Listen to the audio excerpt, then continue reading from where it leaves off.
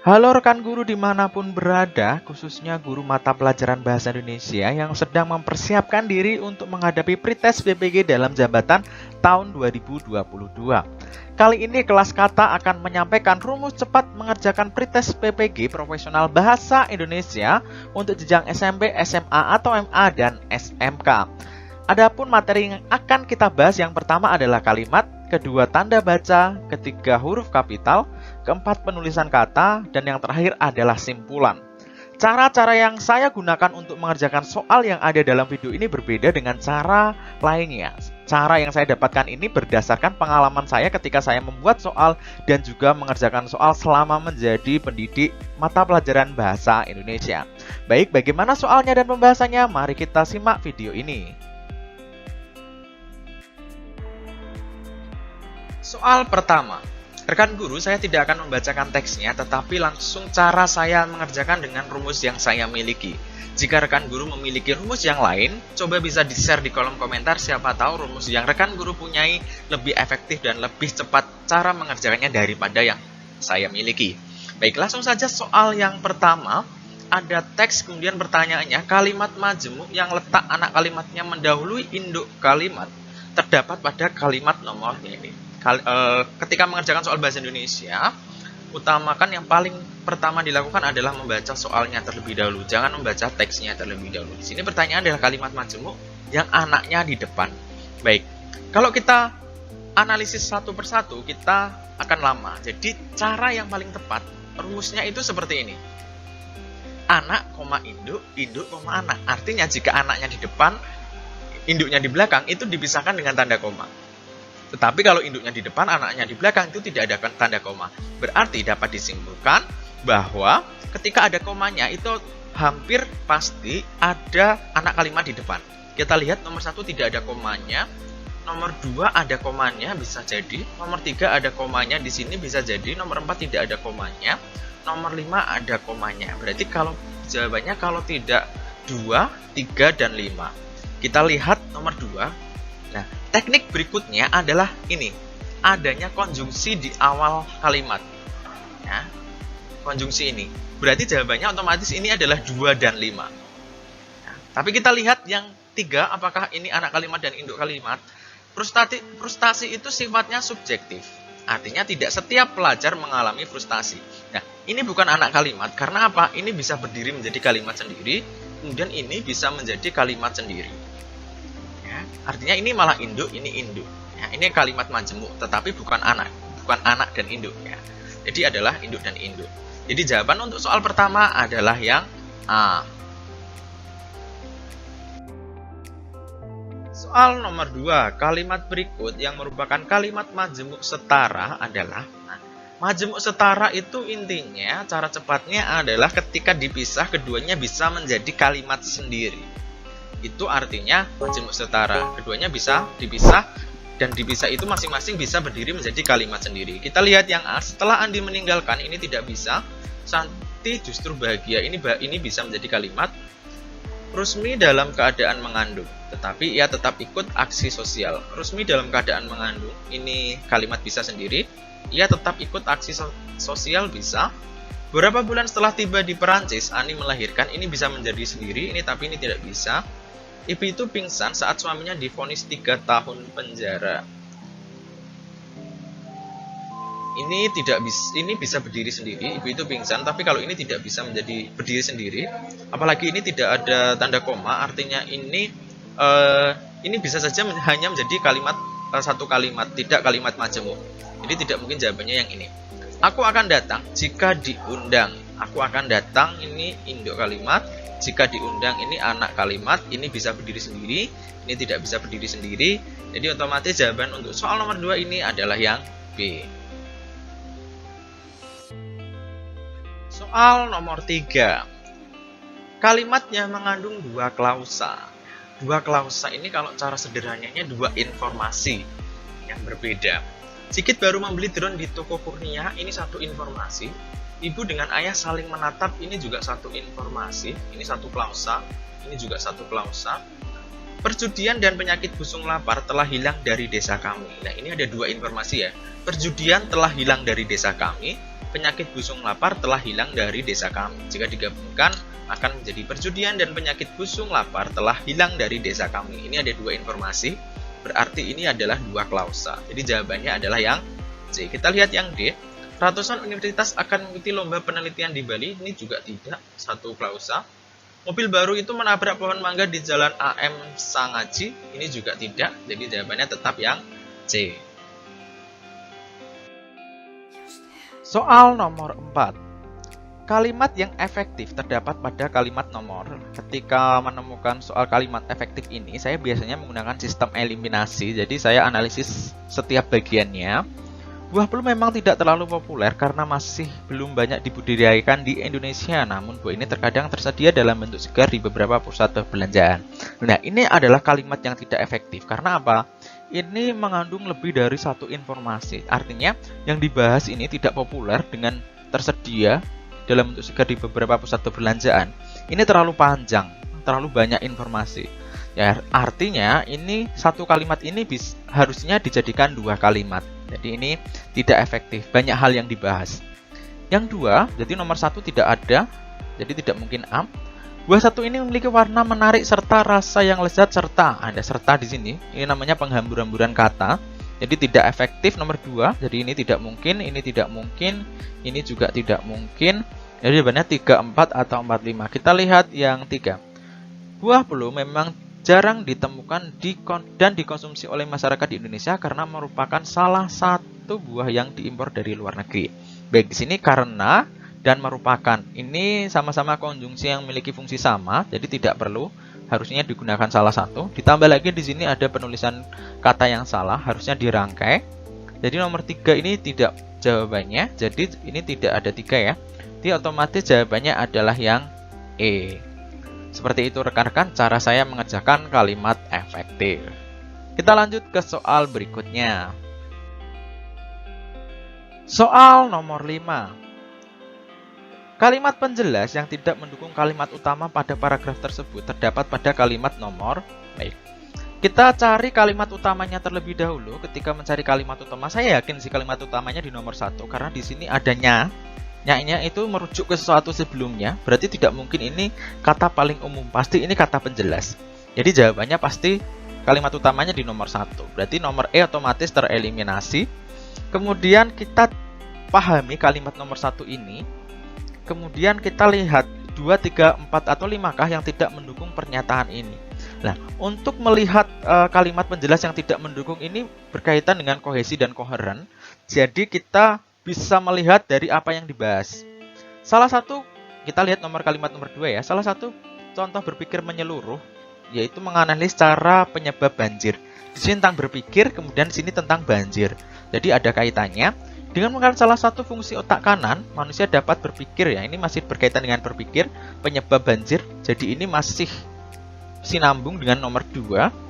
Akan tetapi banyak faktor lain lagi seperti perilaku membuang sampah di sungai, hilangnya daerah resapan air, banyak bangunan dan lain sebagainya. Jadi ini nomor 4 ini masih nyambung dengan nomor 3. Selain itu, adanya cara berpikir yang memandang bahwa sampah tidak pernah bernilai ekonomis. Nah, nomor 5 ini sangat tidak jelas ya, karena sampah berkaitan dengan ekonomis. Padahal yang dibahas ini adalah berpikir dan juga penyebab banjir karena sampah. Sedangkan yang nomor 5 dibahas ini adalah adanya nilai ekonomis di sini. Jadi jelas kalimat yang tidak mendukung kalimat utama adalah yang nomor 5, yaitu pilihan di A.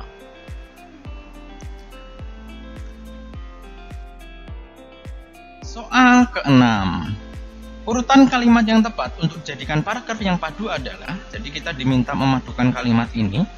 Ketika menemukan soal seperti ini, langkah pertama yang saya lakukan adalah mencari kalimat utamanya dulu. Artinya kalimat yang pertama, jadi urutan yang pertama ini kita lihat. Sedangkan kita lihat pilihannya ada 1, 2, dan 4. Kita hanya fokus ke situ saja. Ciri kalimat utama itu tidak ada kata rujukan. Kita lihat di sini terbatasnya. Nyanya di sini pasti merujuk ke sesuatu yang ada di sebelumnya. Jelas ini bukan kalimat utama, artinya ini adalah kalimat penjelas. Jadi nomor 1 tidak, berarti jawabannya AB ini tidak mungkin. Akan sangat salah jika rekan-rekan memilih pilihan ini. Kemudian kita lihat nomor 2. Banjir kembali melanda sebagian besar wilayah DKI. Nah, ini umumnya, umum sekali, tidak ada kata rujukannya juga, bisa jadi. Kemudian kita lihat yang pilihan nomor 4 ini, pompa-pompa yang ada, nah, kata ada ini menunjukkan penjelasan atas sesuatu sebelumnya. Jadi otomatis tidak 4 juga. Ya, jadi fokus kita hanya ke pilihan C dan D. Kita lihat setelah itu kita yang kedua sini, kita lari ke 2. Setelah nomor 2 itu 1 atau 4. Ya, banjir kembali melanda sebagian besar wilayah DKI. Sedangkan nomor 4 ini membahas pompa. Artinya sarana. Jadi 2 kalau 4 sangat tidak sinambung. Artinya tinggallah pilihan yang C. Ya. Jadi pilihannya yang benar adalah 2, 1, 3, 4, dan 5. Banjir kembali melanda sebagian besar wilayah DKI. Itu kalimat utamanya. Kemudian dijelaskan di kalimat berikutnya, yaitu DKI ini. Nah, berarti masih sinambung. Itu adalah cara saya mengerjakan soal seperti ini. Saya menggunakan sistem eliminasi dan saya lihat bawah atas. Ya.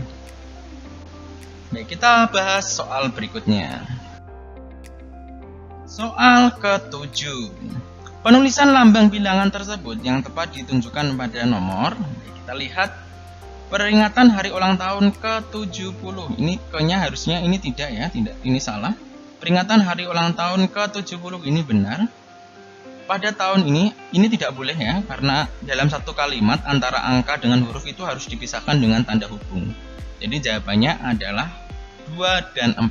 Jadi jawabannya adalah yang D. Seperti itu rekan-rekan. Dalam satu kata, jika ada dalam satu kata itu ada huruf dan juga angka, itu harus dipisahkan dengan tanda hubung ini. Begitu juga dengan dalam satu kata ada kata yang menggunakan huruf kapital dan non kapital. Misalkan SIM-nya, SIM kan SIM-nya kapital, nya non kapital. Nah, itu harus dipisahkan dengan tanda hubung. Seperti itu rekan-rekan. Baik, kita lanjut ke soal nomor 8. Soal nomor 8 ini berkaitan dengan penulisan bilangan. Penulisan bilangan itu ada 2 jenis, tetap ditulis angka atau ditulis huruf. Nah, kita lihat yang A, 250.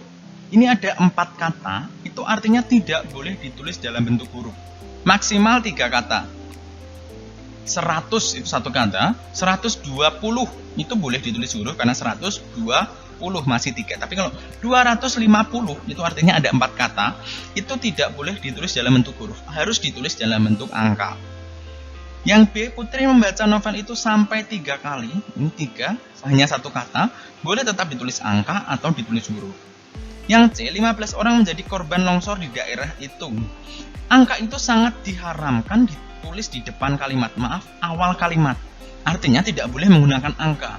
Pilihannya tetap menggunakan, maaf, pilihannya harus menggunakan huruf atau angka itu dialihkan di belakang.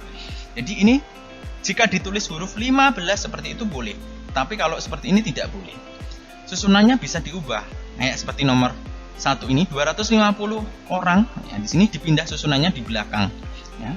Dalam rapat itu diundang 250 orang penting. Di susunannya diubah seperti itu, dialihkan agar tidak ada angka di awal kalimat.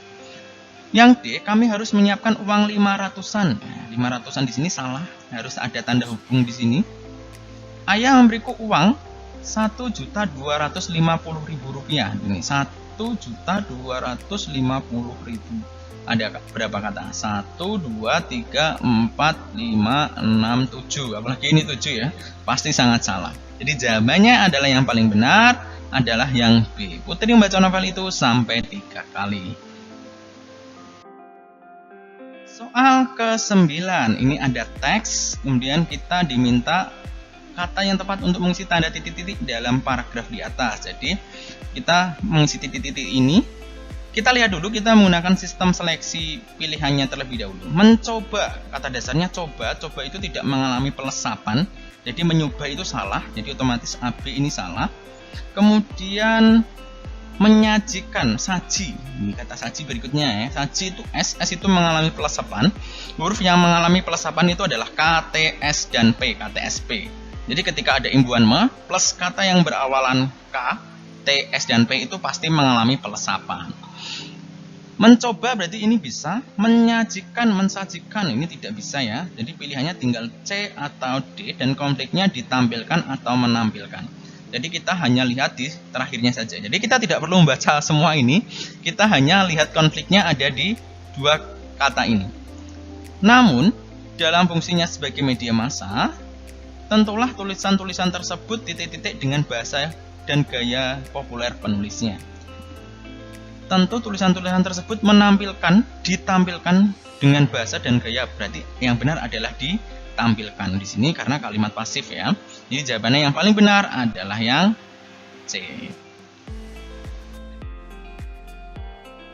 Soal ke-10 berkaitan dengan tanda baca dalam penulisan gelar. Kita eliminasi dulu.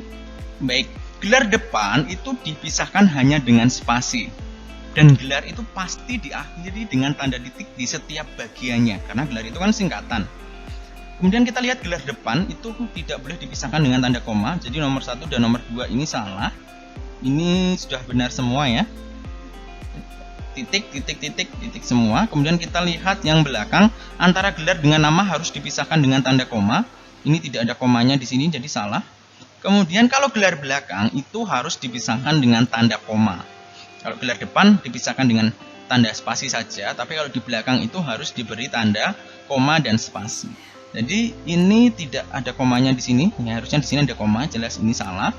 Kemudian yang paling benar adalah yang nomor 5. Jadi jawabannya adalah yang ini. Saya ulangi rekan-rekan, gelar depan itu hanya dipisahkan dengan tanda spasi. Maaf, bukan tanda ya. Jadi hanya dipisahkan dengan spasi saja. Dan setiap gelarnya, bagian gelarnya itu pasti diakhiri dengan tanda titik.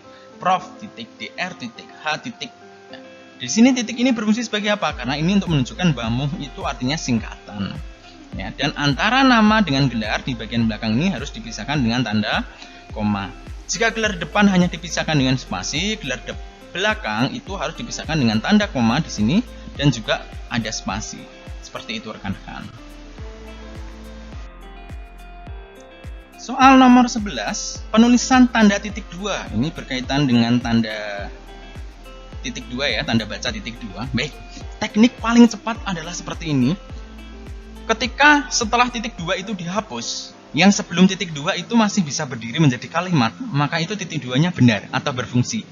Kita lihat yang A, kita sekarang memerlukan kursi, meja, dan lemari. Nah, ketika ini dihapus, ya, ini masih bisa berdiri sendiri.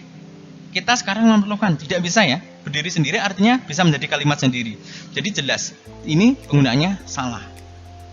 Yang B, kita sekarang memerlukan perabot rumah tangga, kursi, meja, dan lemari. Nah, ini ketika ini dihapus, ini bisa menjadi kalimat sendiri. Kita sekarang memerlukan perabot rumah tangga, bisa ya. Jadi ini jawabannya yang benar adalah yang B. Kita lihat yang C, kita sekarang memerlukan. Wah, ini tidak bisa menjadi kalimat sendiri. Perabot rumah tangga juga tidak bisa menjadi kalimat sendiri. Kita sekarang memerlukan perabot rumah tangga, kursi, meja, dan lemari.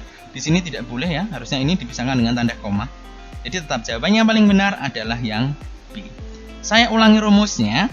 Ketika yang di belakang tanda titik 2, ya, tanda titik 2 ini, yang di belakangnya dihapus, kemudian yang depan masih bisa menjadi kalimat sendiri, ini artinya penggunaan titik 2-nya benar.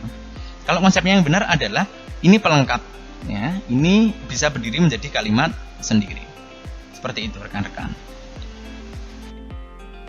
Soal ke-12, setiap peserta didik harus membawa piring, sendok, dan gelas saat pesantren. Perbaikan tanda baca. Jadi kita diminta mencari tanda baca yang benar. Dan konfliknya adalah tanda baca koma di sini ya. Ingat, soal seperti ini biasanya salah itu sebelum dan itu wajib ada koma. Jadi kita lihat di sini ini tidak ada koma, jadi otomatis salah. Ini juga tidak ada koma, jadi otomatis ketiga jawaban ini salah. Kita tinggal lihat yang ini. Piring, sendok, koma, dan gelas. Ini berarti jawaban yang paling benar adalah yang A ya, karena ini tidak perlu menggunakan tanda titik koma. Nah, setiap sebelum dan ketika ini adalah perincian itu wajib menggunakan tanda koma. Misalkan ada 5 ya, 1, 2, 3, 4, dan 5. Tetapi kalau hanya 2, misalkan 1 dan 2 itu tidak perlu menggunakan tanda koma. Seperti itu rekan-rekan. Soal ke-13, penulisan huruf kapital yang benar pada penulisan judul tulisan berikut yang benar adalah, jadi kita diminta mencari penulisan huruf kapital yang benar. Ini adalah berkaitan dengan judul buku. Baik, kita lihat pilihan yang A. Saya telah membaca buku dari AV. Ini termasuk judul ya. Nah, baik. Setiap kata dalam judul menggunakan huruf kapital kecuali kata tugas. Ya, di sini ada dari dan ke itu kata tugas. Ya, tetapi ketika kata tugasnya itu ada di kata pertama, maka tetap harus menggunakan huruf kapital. Jadi darinya di sini salah ya. Jadi nomor A ini salah. Kita lihat yang B. Saya telah membaca buku dari Ave Maria ke jalan lain ke Roma. Ini sudah benar dan ini tulisannya dimiringkan. Kita lihat dulu yang lain. Dari Ave Maria ini jelas salah. Ini harusnya huruf kapital. Ini benar. Maaf, ini salah. Ke-nya ini ke-nya juga salah. Jadi jawaban yang paling benar adalah yang B. Baik, kenapa ini dimiringkan? Karena ini adalah judul buku. Ketika rekan-rekan menulis judul buku, judul majalah, nama koran, itu wajib hukumnya dimiringkan atau diitalikan. Jadi dimiringkan. Ketika judulnya hanya judul artikel, judul puisi, judul lagu, itu tidak perlu dimiringkan. Hanya menggunakan tanda petik seperti ini. Jadi ini artinya ini adalah buku, maka itu harus dimiringkan. Tapi kalau ini biasanya judul untuk judul lagu, judul artikel, judul puisi. Nah itu menggunakan tanda petik 2. Seperti itu rekan-rekan. Baik, kita lanjut ke pembahasan soal berikutnya. Pemakaian huruf kapital yang tepat terdapat pada kalimat. Kita lihat yang A, Putri berangkat ke Aceh pada bulan Mei. Bulan ini salah ya, harusnya non kapital. Penduduk desa itu didominasi oleh suku Jawa, sukunya juga harusnya non-kapital. Lomba antar warga, ini benar antar warga itu wajib dirangkai ya. Diselenggarakan untuk menyambut hari kemerdekaan. Hari kemerdekaan ini harinya harusnya non-kapital, kemerdekaannya yang kapital. Gunung Kidul mendapat julukan sebagai Bukit Seribu. Nama julukan itu harus menggunakan huruf kapital, jadi ini benar. Kita lihat yang E, ayah pergi ke Ambon selama 3 minggu. Nah, minggu ini bukan hari, yang dimaksud adalah rentan waktu. Jadi ini tidak perlu menggunakan huruf kapital. Ini kayak 3 hari, 3 bulan, itu artinya tidak hari minggu, tetapi itu adalah rentang waktu. Jadi E juga salah. Jadi untuk soal ke-14 ini jawabannya yang paling benar adalah yang D. Di sini nama jabatan tetap menggunakan huruf kapital. Lanjut ke soal 15. Soal ke-15, pembangunan apartemen bersudi itu tidak lancar. Kalimat yang menggunakan kata imbuhan pean yang semakna dengan imbuhan pean pada kata pembangunan adalah, jadi kita mencari pean. Pembangunan itu artinya proses bangun. Ya, kita lihat yang proses mana?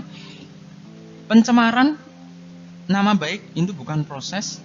Pengadilan juga bukan proses. Penggilingan padi milik Pak Hadi. Penggilingan itu artinya merujuk ke tempat ya.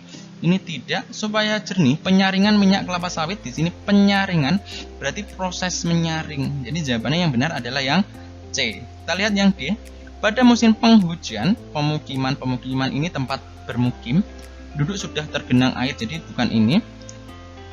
Pemutusan itu adalah proses ya. Pemutusan hubungan kerja banyak terjadi akibat krisis moneter. Jadi yang ini juga salah. Jadi ke-15 ini jawabannya yang paling benar adalah yang C. Penyaringan itu artinya proses menyaring minyak di sini. Pembangunan itu artinya proses membangun apartemen di sini. Kita lanjut ke soal berikutnya. Soal ke-16. Susi ternyata siswi yang rajin. Inti kalimat tersebut adalah kita mencari inti kalimat dari ini. Salah satu teknik mengerjakan inti kalimat adalah dengan menghilangkan konjungsinya. A. Susi ternyata rajin. Ini tidak ada informasinya juga. Ingat, intinya juga harus informasinya yang paling penting dari kalimat ini. Rajin saja tidak mungkin. Susi, siswi rajin ya. Jawabannya adalah yang C. Susi rajin, ini siswi. Karena Susi adalah seorang siswi. Jadi ini tidak lengkap juga. Susi ternyata ini masih lengkap di sini. Ini tidak ya. Jadi jawabannya yang paling benar adalah yang C. Susi siswi rajin. Itu adalah inti dari kalimat ini. Soal ke-17 berkaitan dengan simpulan. Kita diminta untuk membuat simpulan atas teks ini. Cara mengerjakan konvensionalnya, kita baca seluruh teks secara intensif. Setelah itu baru kita lihat jawabannya. Dan itu pasti membutuhkan waktu yang lama.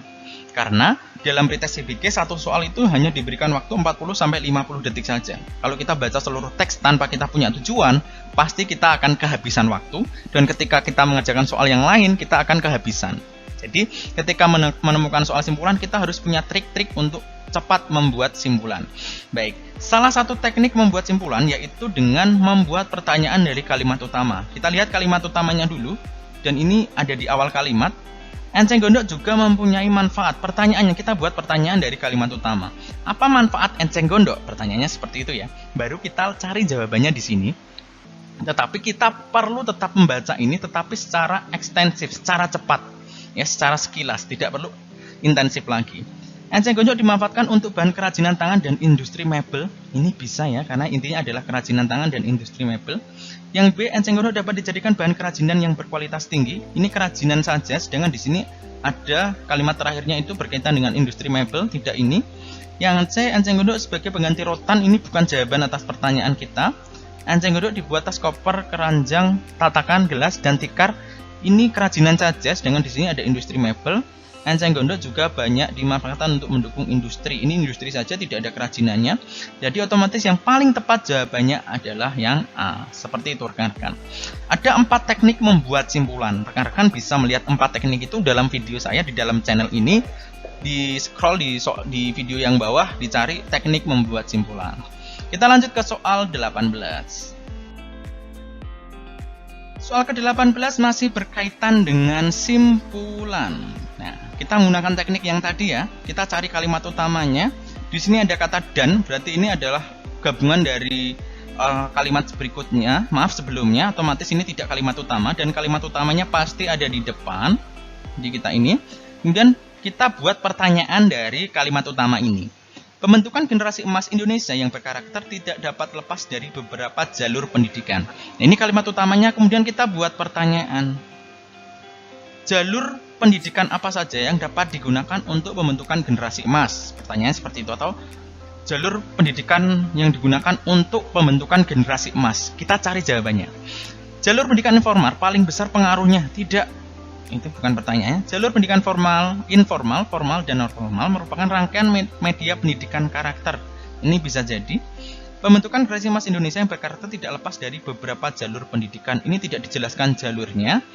Dia pembentukan karakter bangsa Indonesia bermartabat wajib. Ini juga bukan pertanyaan yang kita buat. Pembentukan karakter dapat dilakukan melalui pendidikan non formal. Ini non formal saja, jelas tidak. Jadi yang paling benar jawabannya adalah yang B. Ini jawabannya adalah ini, merupakan rangkaian media pendidikan karakter. Jalurnya ini ya, jalur informal, formal, dan non formal. Soal ke-19 masih berkaitan simpulan, tapi kali ini tidak menggunakan teknik membuat pertanyaan dari kalimat utama. Teknik membuat pertanyaan dari kalimat utama itu tidak bisa diterapkan jika paragraf ini adalah paragraf yang bertipe sebab akibat. Ya, karena ini tipe paragraf sebab akibat, maka kita harus menggabungkan sebab dan akibatnya. Itulah simpulan. Karena tadi saya sampaikan ada 4 teknik membuat simpulan. Yang pertama tadi kita sudah membahas caranya dengan membuat pertanyaan dari kalimat utama. Kemudian kita menemukan teks yang sebab akibat. Jadi teknik yang kedua ini adalah hanya menggabungkan kalimat sebab dan kalimat akibatnya saja. Bisa jadi kita hanya mencari pilihan A, B, C, D yang berkaitan dengan sebab akibat. Ya. Acara tahun baru yang A. Acara tahun baru tersebut biasanya diselenggarakan di lapangan terbuka. Ini bukan sebab akibat.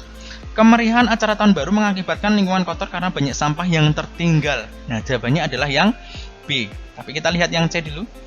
Kemeriahan tahun baru tersebut tidak diimbangi dengan kesadaran. Ini bukan sebab akibat. Setiap tahun baru selalu dirayakan dengan meriah. Ini juga bukan sebab akibat. Tahun baru dirayakan dengan menggelar konser dan menyalakan kembang api. Ini juga tidak sebab akibat. Jadi, hal yang paling penting adalah ketika menemukan paragraf yang tipenya adalah paragraf sebab akibat, pasti juga simpulannya dalam bentuk sebab akibat. Yang B ini kan ada sebabnya dan juga ada akibatnya. Jadi jawaban untuk soal ke-19 ini jawabannya adalah yang B. Soal ke-20 berkaitan dengan penulisan gabungan kata. Rekan-rekan, cara cepat memahami kita perlu rumus, dan rumusnya adalah seperti ini. Jika kedua kata bisa berdiri sendiri, maka ditulis terpisah. Yang kedua, jika salah satu kata atau keduanya tidak bisa berdiri sendiri, maka dirangkai. Contoh yang kedua kata bisa berdiri sendiri, di sini ada kata orang tua. Orang itu bisa berdiri sendiri, menjadi memiliki makna sendiri. Orang, kita bisa membuat kalimat hanya dengan kata orang saja. Dan tua bisa berdiri sendiri. Itu artinya ini keduanya bisa berdiri sendiri dan pasti tulisannya dipisah. Ini kalau istilah linguistiknya adalah morfem bebas. Keduanya morfem bebas. Ketika keduanya morfem bebas itu pasti dipisah. Di sini juga ada kata tanggung jawab. Tanggung kita bisa membuat kalimat dengan kata tanggung. Jawab juga bisa. Ini morfem bebas dan juga morfem bebas. Jadi penulisannya benar dipisah. Ya. Kemudian di sini prasekolah. Nah, pra itu tidak bisa berdiri sendiri. Artinya dia adalah morfem terikat yang kehadirannya melengkapi atau menempel di kata lainnya. Jadi penulisan prasekolah ini benar. Menjadi pendidikan paling dasar bagi anak. Kita lihat yang salah ya. Yang nomor 1 benar. Prasekolah ini benar. Orang tua benar. Kemudian nomor 4 perlu adanya kerjasama. Kerja itu bisa berdiri sendiri. Sama itu bisa berdiri sendiri. Morfem bebas juga. Morfem bebas juga. Jadi ini benar dipisah. Antar pihak lah. Di sini ada kata antar. Antar itu tidak bisa berdiri menjadi kata sendiri. Pasti gandeng dengan kata yang lain. Ya, antar pihak, antar sekolah, antar siswa, antar negara, itu semuanya dirangkai. Rekan-rekan tidak bisa membuat kalimat hanya dengan kata antar. Misalkan, saya antar adik ke sekolah. Itu kan tidak baku ya. Artinya, saya mengantar. Harus ada imbuhannya dulu. Yang itu, saya katakan tadi di sini rumusnya, jika keduanya tidak bisa berdiri sendiri. Meng, itu kan juga memiliki arti. Mengantar. Itu keduanya tidak bisa berdiri sendiri, maka tulisannya juga dirangkai. Jadi, antar pihak di sini salah ya. Jadi untuk soal ke-20 ini jawabannya adalah yang nomor 4. Kita lihat dulu yang nomor 5, orang tua di sini. Kemudian di sini ada menumbuh kembangkan. Nah, ini seperti ini rekan-rekan. Jika ada gabungan kata yang tulisannya dipisah, misalkan tumbuh kembang, itu kan dipisah. Tetapi kalau ada imbuhan awalan dan akhiran, maka harus dirangkai. Tumbuh kembang dipisah, menumbuh kembangkan itu dirangkai. Karena ada apa? Ada awalan dan akhiran, ada prefiksnya. Tanggung jawab itu dipisah. Bertanggung jawab itu dipisah karena hanya imbuhan awalan saja. Tapi kalau mempertanggungjawabkan karena ada memperdankan itu harus dirangkai. Seperti itu rekan-rekan cara cepatnya. Nah, cara cepat ini saya buat supaya rekan-rekan bisa cepat mengerjakan soal pretest PPG yang berkaitan dengan soal-soal yang ada dalam video ini. Ketika rekan-rekan menemukan soal fonologi, morfologi, itu sudah tidak bisa menggunakan cara cepat karena harus pemahaman dan juga harus hafalannya kuat. Maka ketika menemukan soal yang bisa menggunakan trik, gunakan trik supaya masih menyisakan waktu untuk mengerjakan soal yang hanya hafalan saja. Seperti itu rekan-rekan. Rekan guru, itu tadi cara cepat mengerjakan soal bahasa Indonesia versi saya. Jika rekan guru memiliki cara lain yang lebih efektif, bisa nih di-share di kolom komentar supaya dapat digunakan oleh rekan lainnya. Saya juga masih memiliki beberapa trik-trik yang lainnya. Pada video berikutnya, saya akan membahas materi linguistik, yaitu fonologi, morfologi, sintaksis, semantik, sosiolinguistik, dan pemerolehan dan perkembangan bahasa anak. Rekan guru dimanapun berada, terima kasih berkenan menyimak video saya. Silakan ikuti kelas kata untuk memberikan dukungan terhadap channel ini dan klik tombol suka jika rekan guru menyukai video ini. Sampai jumpa di pembahasan soal pretest PPG lainnya. Salam kelas kata.